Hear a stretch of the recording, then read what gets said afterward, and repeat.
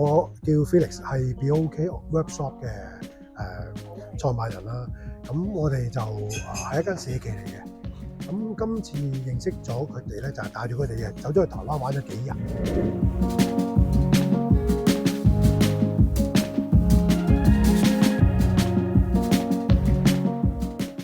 咁你教咗沖咖啡咧，教咗幾耐到啊？哇，都5-6年。我知你好有經驗。有5-6年㗎啦。咩對象到啊？SEN 嘅家庭啦，照顧者啦，係新來港人士啦，係咁啊，仲有啲傷健人士都有嘅，都有嘅。咁樂齡啦、老人家啦都有嘅。哦，咁視障人士咧，視障人士接觸佢幾耐啊？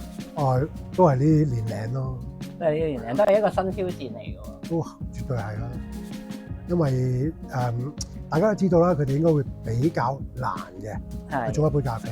係，我驚熱水。唔緊要，跟足啲步驟咧就應該冇問題嘅。我哋會做足安全措施先至去做呢件事嘅，因為大家都好叻嘅其實。咁點講咧？因為都係一個朋友，咁佢沖開咖啡，咁佢自己都想學好少少。咁啊，基於呢個關係之下咧，咁我就係咯，去咗台灣搜購啲唔同嘅工具去俾佢哋去試沖下點樣沖咖啡啦。咁啊，自己都喺度係咁學習點樣去俾好最好嘅配套佢哋。好似就係話齋點樣唔會淥親手咧？咁啊，要揾啲好啲嘅工具俾你哋精準啲去完成嗰個動作咯。其實好多人都問過我呢個問題嘅。咁喂，佢哋可能唔係睇得太清楚，甚至乎睇唔到嘅。咁點樣去克服咧？就好似我頭先咁樣講，一定要有工具同埋有一個配套，而令到佢哋做得到啦。做得到之後咧，其實手沖咖啡嚟講，精準好緊要啊。咁佢哋可以拿捏到個精準，佢哋亦都會比普通人嘅五感會好啲嘅。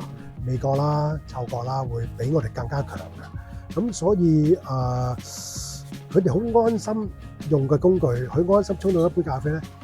呢個係對於我嚟講係個比較欣慰嘅。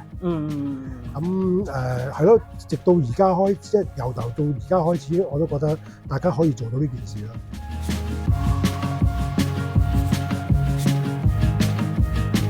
就講手沖先。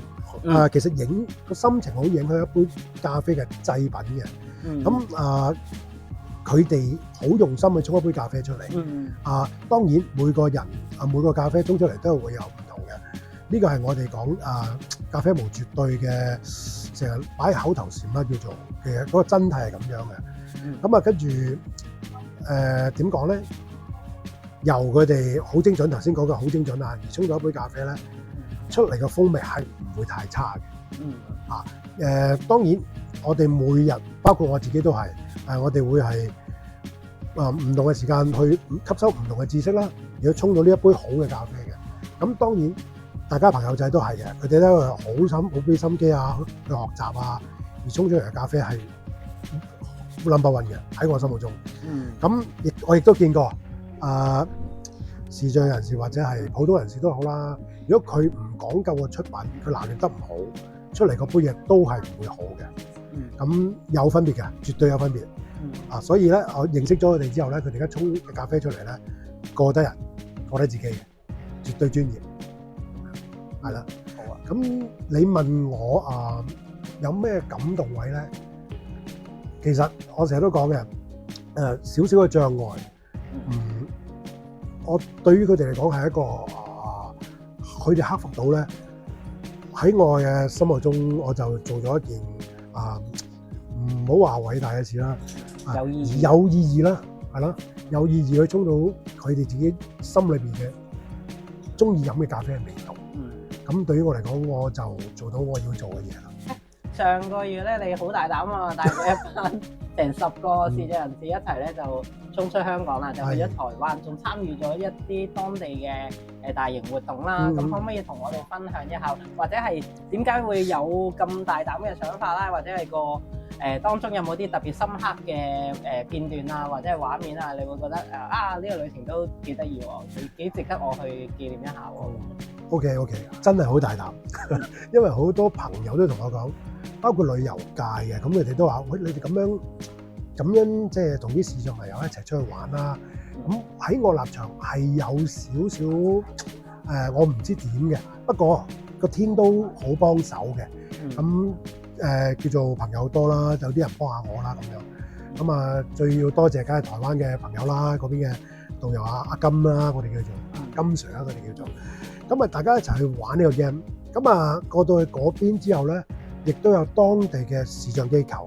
咁因為我識咗佢都有2年㗎啦，咁啊叫愛之光。咁啊，阿執行長咁佢就好就安排咗我哋就係香港同台灣去做一個交流比賽，做一個手沖嘅交流比賽。咁啊好好啊！當日咧天公造美，去到萬里無雲，走到去八卦山。咁啊，大家都走上去個舞台度，因為咧其實我覺得成個舞台只應該係屬於佢哋，而唔係屬於我嘅。咁我可以帶到佢哋出去呢個舞台玩咧，我係感動，即係感動各方朋友啦，或者各方嘅機構去支持我哋啦，令到佢哋可以踏上呢個舞台，而俾各大傳媒去睇得到呢件事嘅，證明咗佢哋嘅專業喺度嘅。我希望日後就係可以帶多啲佢哋唔同嘅朋友，或者有需要匿埋咗屋企而玩唔到呢個 game 嘅朋友，直接去揾我哋。我哋可以用咖啡帶佢哋出去玩嘅。呢個理念都係呢個有啲遠景咯喺度。我翻到嚟有4個字嘅，產生咗係叫咩啦？共融同行。唔簡單，出去玩可能好簡單，但係同視障朋友一齊出去玩咧，我要瞻前顧後，可能諗多4-5步左右嘅東西去叫做完成晒所有嘅使命啦咁樣。咁嚟緊我哋都希望嘅，今年年尾或者出年咧，我哋會再去多一次台灣做呢個咖啡無視界嘅延續版嚇。咁我哋希望到時會再同嗰個視像機構，我哋會再坐低慢慢去交流，究竟大家日常嘅苦與甜到時會再去各大嘅 coffee shop 啊，或者係即係啲朋友嘅咖啡農莊去摘一摘咖啡豆咁樣咯，現場炒下豆咁啦。你都有玩過啦嗰次，咁個感覺點啊？我問翻你啊，不如。好啦，我哋都好期待啊！其實即係我自己係一個門外漢啦，雖然之前好多。即係我可能我先生都話佢好中意飲咖啡嘅，咁但係其實今次去完之後真係覺得自己係真正去了解原來嗰個角度咧係好大嘅，即係好闊㗎，好闊㗎。係啊，即係手沖咖啡係之前基本上冇接觸過嘅。係。咁又有機會即係親自試下沖啦，又有阿 Sir 睇住啦，咁真係覺得係一個好特別嘅體驗嚟嘅。同埋我覺得成個旅程咧最特別嘅就係咧。我覺得你哋設計個旅程嘅時候，你唔會因為覺得視障人士都睇唔到啦，個旅程都有好多景俾我哋睇㗎，咁啊影咗好多靚相。咁呢個係我覺得幾 surprise 嘅，即係因為好多人可能視障人士佢哋自己本身都係咁諗嘅，有啲人話我唔中意去旅行，因為我都睇唔到，淨係食嘢啊咁樣，有嘢食就得㗎啦咁樣。